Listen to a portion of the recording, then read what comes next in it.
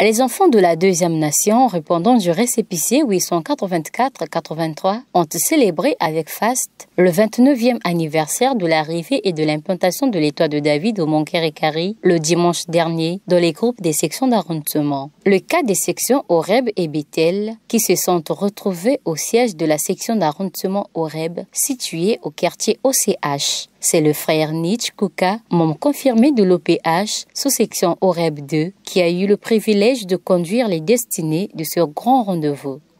Dans la vie courante, tu as trouvé un boulot. Lorsque tu arrives dans une entreprise, on te met en face de quoi? Le règlement intérieur et le statut. Si tu ne respectes pas ces textes-là, il y a quelqu'un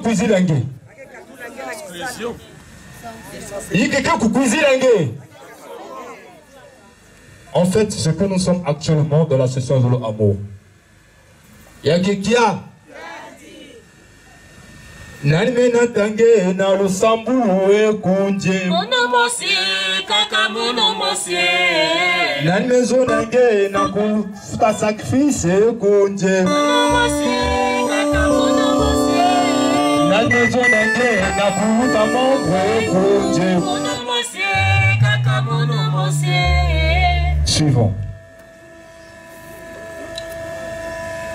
Extrait du message du grand maître de l'OPH du 31 décembre 2008. Lisons, frères et sœurs. Je n'ai jamais entendu, disais-je, que ces gens sont allés chercher noise aux prêtres, catholiques, aux pasteurs protestants ou encore aux capitaines salutistes. Ce qui m'amène à vous poser la question suivante. Au lieu de chercher à me faire du mal tout le temps, pourquoi ces gens qui ont adhéré dans mon association ne vont-ils pas créer des problèmes aux responsables de leurs églises respectives d'origine? Pourquoi donc viennent-ils me chercher des problèmes sachant qu'ils ne le font pas aux dirigeants de leurs églises d'origine? Est-ce que parce que je ne suis qu'un vaurien? Est-ce que parce que je ne suis pas quelqu'un? Je suis fatigué. Ça, c'est le grand maître qui le dit. Ça, c'est qui le dit?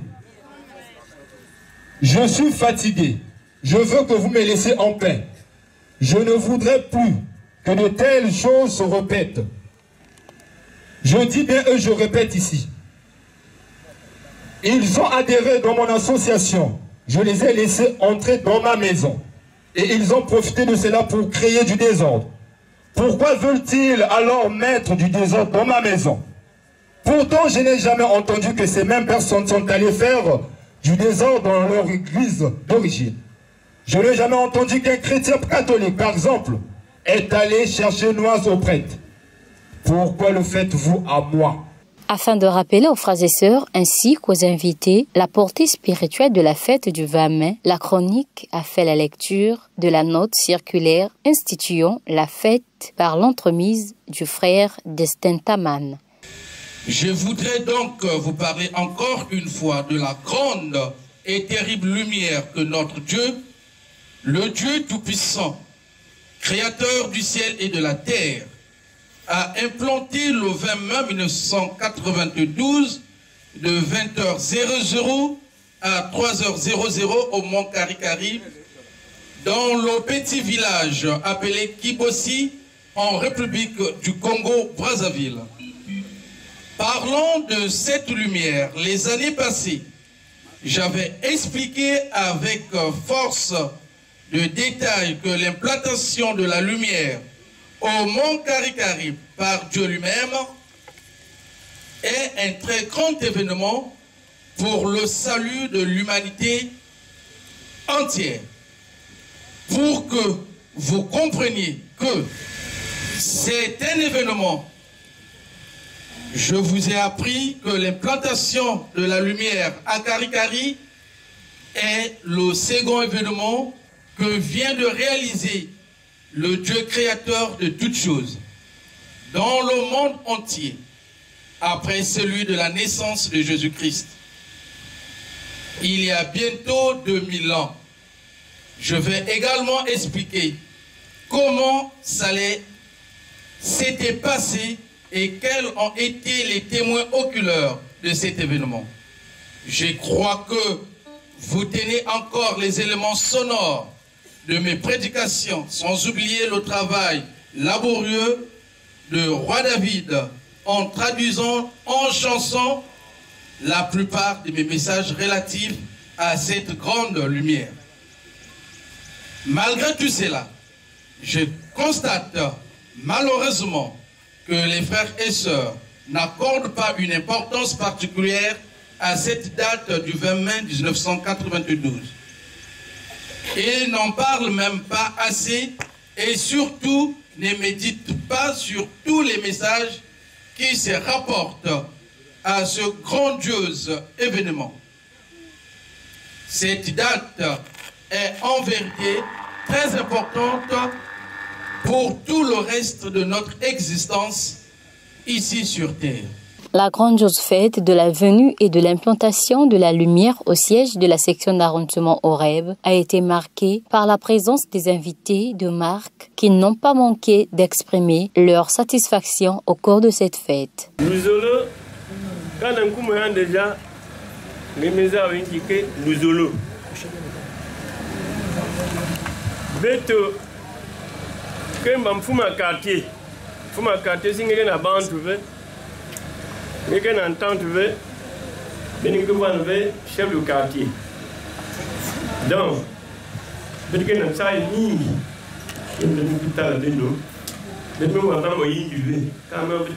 tous les jours, à chaque fois que nous avons une fête. La prédication selon Guy-Émile Loufoua Sétikwabo a été le point focal de cette cérémonie. L'ignorance est la voie royale qui conduit vers la servitude. Mais Jésus, avant de partir, a laissé un message. Et vous savez que le Nouveau Testament véhicule 3 messages. Il y a le message évangélique qui traite comment Dieu sauve l'humanité. Quand Jésus vient, s'incarne et sauve l'humanité du péché.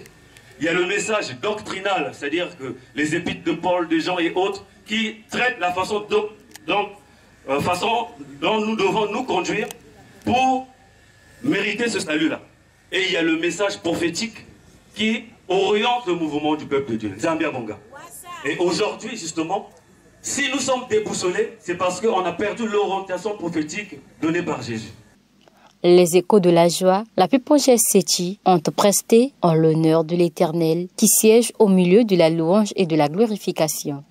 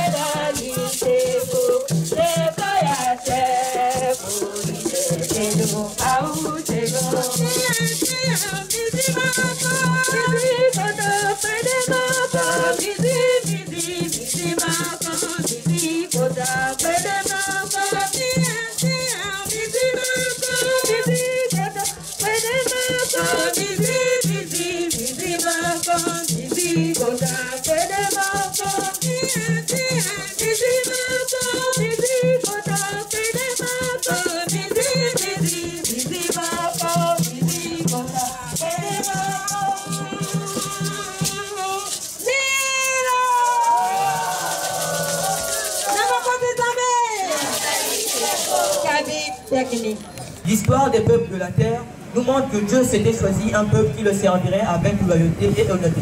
Mais hélas, le cœur des hommes n'était que tourné vers le mal.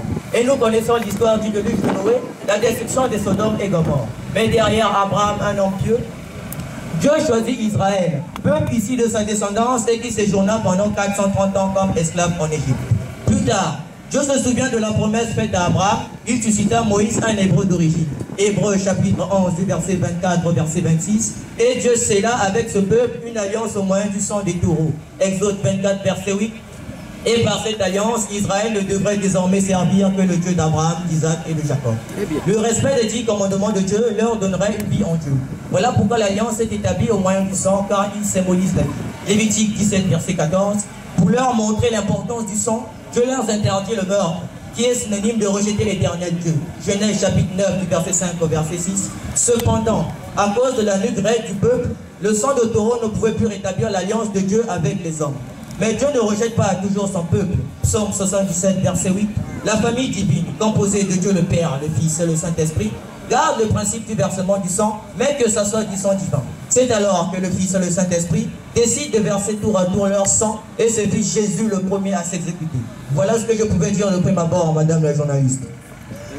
Merci le frère Matala. Je sens que monsieur l'invité a une réaction, c'est tout à fait normal. Je vous accorde la parole. Merci. Je voudrais savoir comment vous venez de dire que comme le péché des hommes avait atteint le paroxysme, Dieu garda le principe du versement du sang, mais qui devint devenir humain et divin. Alors, dites-moi, comment le premier Christ en est-il offert après avoir supprimé le sacrifice des animaux? Alors la sœur Emelda, pouvez-vous répondre à la question de monsieur l'invité? Merci madame la journaliste pour m'avoir accordé la parole. Je suis très heureuse d'apprendre à monsieur l'invité qu'il y a eu donc une première alliance avec Jésus-Christ. Et comme les péchés des hommes avaient atteint le paroxysme, Dieu ne voulait plus de sacrifices, ni d'offrandes, ni d'animaux brûlés sur l'autel, car cela ne lui plaisait plus. Le Christ en avait marre et s'est offert lui-même comme sacrifice suprême. Donc volontiers, Jésus accepte de se sacrifier. Hébreux 10, versets 7 à 9. Il a fait ce que Dieu voulait, offrir son corps une fois pour toutes afin de nous libérer du péché. Mais avant de verser son sang pour le rachat de l'humanité, Dieu lui fit encore. Hébreux 10, verset 5. C'est ainsi que Hébreux 9, verset 22 nous dit: d'après la loi, presque tout devient pur avec le sang. Mais si on ne répand pas de sang, les péchés ne sont pas pardonnés. Et cette alliance nouvelle de Jésus-Christ, différente de Moïse, a amené une révolution spirituelle. Du coup, les hommes devaient désormais demander leur prière au nom de Jésus-Christ, afin que le Père soit glorifié dans le Fils. Jean 14, versets 13 à 14. Et d'autres privilèges leur devraient être accordés. La paix du Christ, la lumière du Christ et la vie éternelle aussi. Mais vous devez retenir que tous ces privilèges sont restés des promesses, pourtant liées à cette alliance. Ils ne les bénéficièrent pas. Et pourquoi ne les bénéficient-ils pas? C'est juste parce qu'ils savaient crucifier Jésus-Christ. Alors, voulez-vous dire que la mission du Christ qui était de réconcilier les hommes avec Dieu n'était plus atteinte? Non, plutôt l'objectif du Christ était atteint. Il le dit lui-même: je t'ai glorifié. J'ai achevé l'œuvre que tu m'as donnée à faire. Maintenant, Père, donne-moi cette gloire que j'avais auprès de toi avant que le monde existe. Jean 17, versets 4 à 5. J'en ai terminé.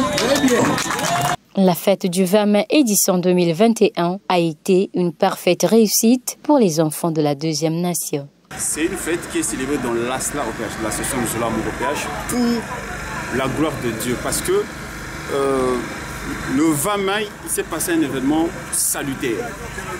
Il y a eu l'apparition de l'étoile de David pour une seconde fois, parce que la première fois, elle s'est manifestée ou elle s'est présentée en Orient, à Bethléem, pour annoncer que Dieu venait sur la terre. Et ce Dieu qui venait sur la terre avait une mission, c'est de sauver les humains du péché. Maintenant, cette fois-ci, elle est apparue ici au Congo-Brazzaville, vers une montagne, plus précisément au Mont Kari-Kari. Sûrement vous avez entendu parler, ou encore les téléspectateurs ont déjà écouté parler du Mont Kari-Kari. Et justement, cette étoile, cette fois-ci, elle est apparue là. Mais la chose qui diffère de la dernière fois, c'est que cette fois-ci, elle est descendue sur la terre et elle s'est implantée sur cette montagne.